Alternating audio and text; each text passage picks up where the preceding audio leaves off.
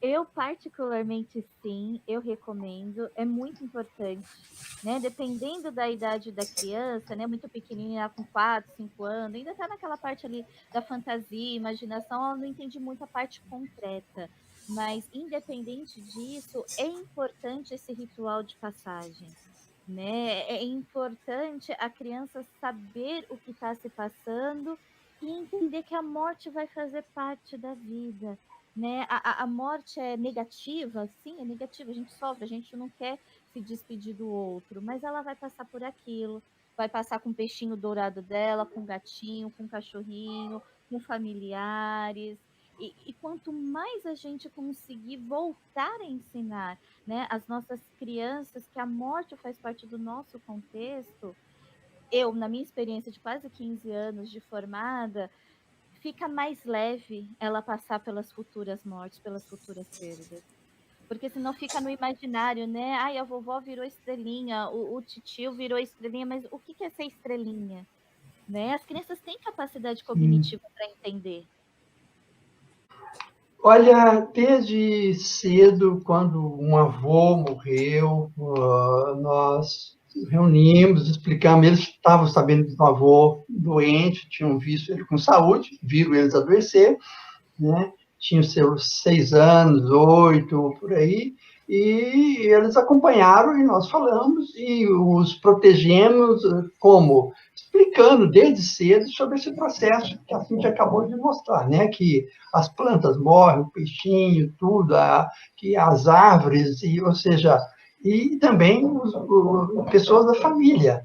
E eu mostrava também fotos do meu pai, da minha mãe, e de pessoas que foram importantes na nossa vida e que não existem mais, porque morreram. Né? Então, num fato concreto desse, nós fomos até o cemitério, e é bom que eles foram ver também placas que ficam nas tumbas, assim, né? Vendo que tem gente que morre com 90 anos, outros com 5 anos, com 12, com 20, das várias idades, ou seja, a morte não é coisa de velho. Eles viram muitas plaquinhas de morte de bebês, de crianças. E é interessante que a morte é mais presente nos primeiros anos do que no final. Morre muito menos gente de 90 anos do que de 15. Tá?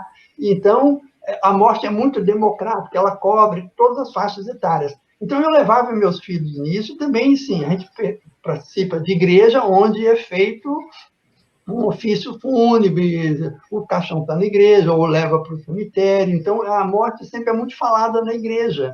Né? E quando se lê também os textos clássicos bíblicos de que fulano viveu, morreu, viveu, gerou, morreu, viveu, e assim, a gente, estudando as genealogias, nós vemos essa sucessão de nascimentos e mortes. Nós estamos aí assim, com um bebê né, que é a continuidade da vida dela, da avó, e nasce no meio de uma pandemia, né? Então, esse simbolismo é muito forte. Então, completando, é saudável do ponto de vista psíquico essa iniciação dos filhos na questão da morte.